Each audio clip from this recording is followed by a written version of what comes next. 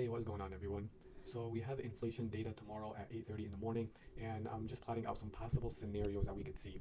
So this is QQQ's futures. So this is the Nasdaq, and these are some key levels that I'll be watching for tomorrow. So we have this 18,540 level. I spoke about this morning, and we can see the reaction at this level. So this is a nice level of a bounce right here, and I think if we see some good data, we could see us come down, bounce here, and start testing this higher level up here. So I can definitely see us coming and testing 18,900 either tomorrow or Wednesday when we have CPI data.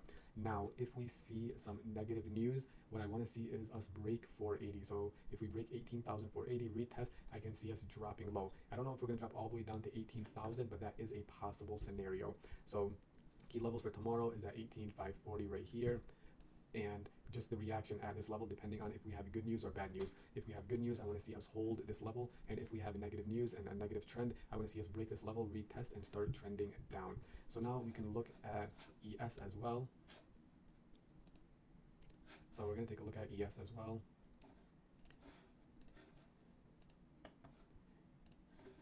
And for ES, this is our key level. So it's this 5,380 level. So this level right here, this is the key zone that we have on watch.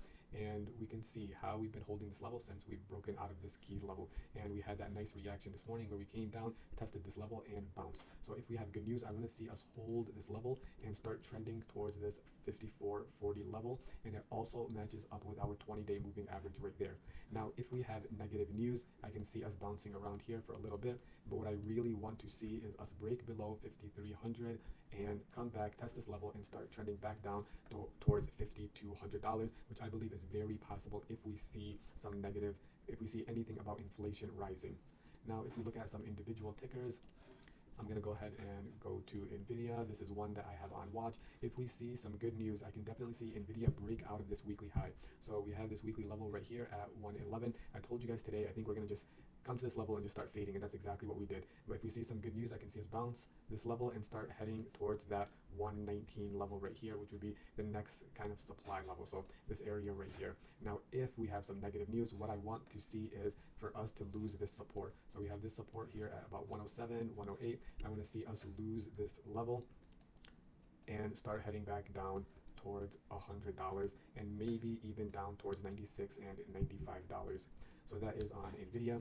And then we can go ahead and look at Tesla as well. So there are some key levels for Tesla that I have been watching, and that is our 203, 204 level. Tesla has been struggling to break this level, as you can see right here, and we rejected this in pre-market today as well. So if we see some good news, what I want to see for Tesla is for it to break this level finally, come down, test this level, and start heading back up. And if that happens, the first level I'm watching is this 210 level, which is our 50-day moving average. I'm going to also keep my eyes on this 222 level, which would be our next area of possible reaction right there. Now, if we see some negative news, we can see this thing do something like this and reject this 203 area again and start heading back down towards that 192 area. And if the news is really bad, we can start heading back down to the 180s for sure. So that is what I'll be watching on Tesla. Now, I also have my eyes on Meta, also known as Facebook. So for Meta, the level that I have on watch is this level right here. So this 510-ish area right here, we were able to hold this area very nice. If we see some positive news, I can see us bounce from this area and start heading higher towards that 524 area. So this 524 area, that's our next level of supply. We can see we rejected this earlier last week. So that is the key level that I'll be watching. And if we have some really good news, we can break above that level as well. So it is possible that we break above this level and start testing 540. Maybe not tomorrow, but by the end of the week, we could start testing 540. Now, if we see some negative sentiment, even though Meta has been stronger than most stocks, I could see this thing get down below sub 500. So I could definitely see Meta start testing these levels and come down here and start testing that 495 area again. So everything is basically wrapped around inflation data and how the markets react to that. So guys, those are all the stocks that I'll be watching for tomorrow, and I hope you guys have a great trading day. Peace.